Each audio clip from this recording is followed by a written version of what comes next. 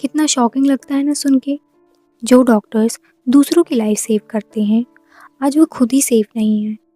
मैं बात कर रही हूँ कोलकाता रेप केस की, जहाँ के आरजीकर मेडिकल कॉलेज में एक 31 year old female PG doctor का रेप और मर्डर हो जाता है, जो कि अपनी 36 आवर्स की ड्यूटी पूरी करने के बाद सेमिनार हॉल में आकर रेस्ट करने जाती हैं और वहीं उनके साथ ये हादसा हो जाता है।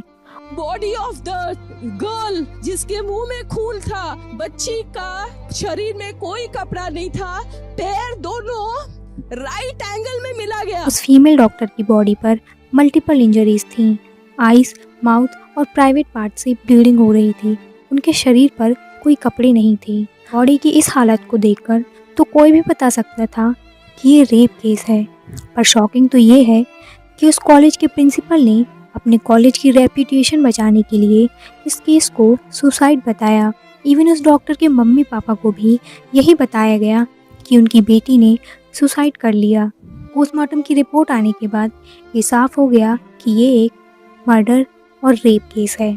पोस्टमार्टम रिपोर्ट आने पर प्रिंसिपल ने अपने पोस्ट से रिज़ाइन कर दिया, पर सिर्फ 9 घंटे के अंदर उन्हें दूसरे कॉलेज में ड्यूटी दे दी गई। इन्वेस्टिगेशन करने पर संजय रॉय को अक्यूज्ड पाया गया।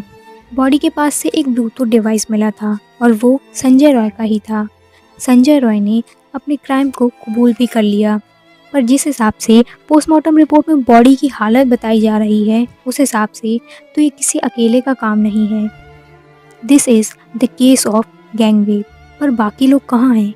इसका इन्वेस्टिगेशन करने की बजाय जहाँ पर यह घटना हुई वहाँ पर रेनोवेशन का काम शुरू कर दिया जाता है।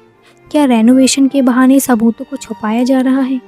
आखिर क्यों कोई स्ट्रिक्ट एक्शन नहीं ले रहा?